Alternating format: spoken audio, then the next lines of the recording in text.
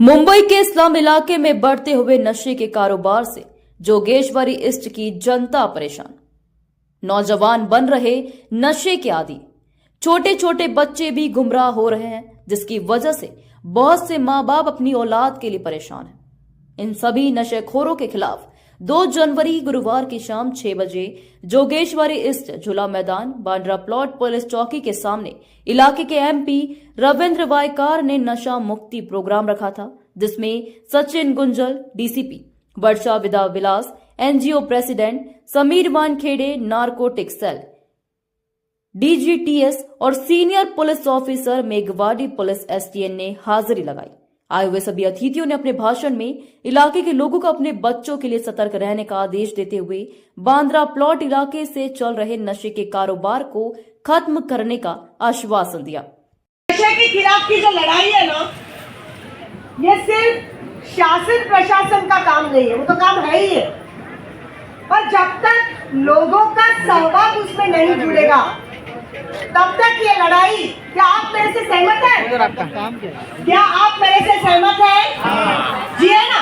तो जब तक लोगों का सहभाग इसमें नहीं बढ़ेगा, इस लड़ाई को हम आगे लेके नहीं जा सकते।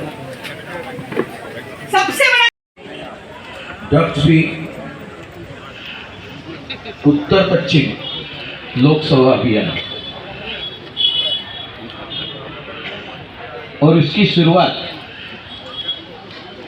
आज जोगेश्वरी के इस झूला मैदान, इसके लिए उपस्थित समीर जी वानखेड़े साहब, धन्यवाद। आप यहाँ हमें बुलाने के ऊपर आप आए। गुंजाल साहब डीसीपी एक काम में व्यस्त थे, 5 लाख की चोरी हो गई थी। मैं एसीपी साहब को कहा, बाबा चोरी अलग बात है, हमें घर सुधारना है, बच्चों को सुधारना है, वो उतना ही जरूरी काम है चोरी से, उनको भी उधर आना है। तो चोरी बाजू में रखे थोड़े टाइम के लिए, हैंड ओवर करके आप भी आए, धन्यवाद। वर्षा विद्या विकास विलास ये भी यहाँ आए। आज के बाद 15 दिन के बाद यही ऐसा चला तो जो लोग पैडलर करते हैं उनको दबोच लेंगे, बोले दबोच लेंगे, चाहे कोई भी हो, कोई जात का हो, कोई धर्म का हो, कोई पार्टी का हो, हमें कोई पार्टी से लेना देना नहीं है, सही रास्ता जाना है, हमें कोई जात से लेना देना नहीं है। ये समाज के दुश्मन है और ऐसे समाज के दुश्मन को ठेस पहुंचाना ही हमारा काम है, ठेस पहुंचाना ही हमारा काम है और हम करेंगे।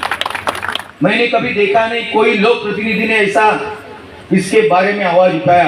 ये पहली आवाज इस जोगेश्वरी से उठेगी, पूरे महाराष्ट्र में घूमेगी, चाहे महाराष्ट्र के अंदर ऐसी कोई भी चीज होगी तो हमें बंद करना है।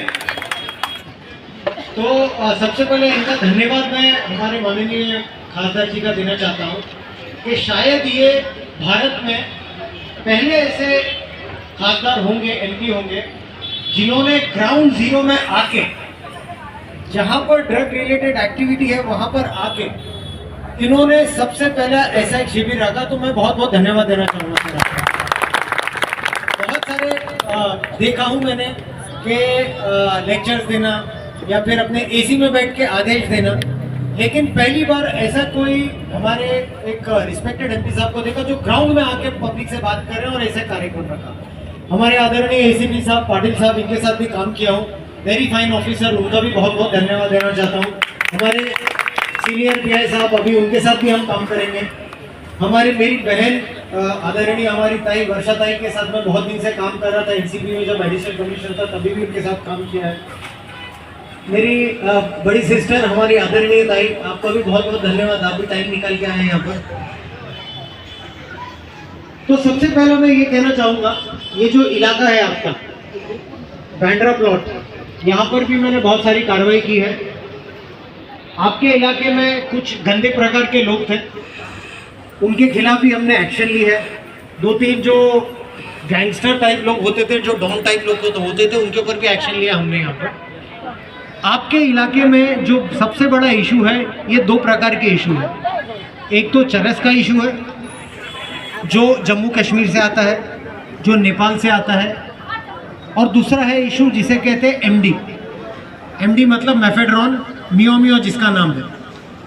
और भी प्रकार के बहुत सारे ड्रग्स हैं आपके इलाके में, जैसा कि गांजा जो मेरी बहन ने बताई अभी, वर्षा जी ने, एक गांजा यहाँ पर है, और एक बहुत ही फेमस किस्म का ड्रग्स है जिसे कहते हैं बटन, जो 50 रुपए में आता है, जो बच्चे खाते हैं, बच्चों का सबसे फेवरेट होता है, जिसे नाइट्रो कहते हैं, टैबलेट कहते हैं, बटन कहते हैं।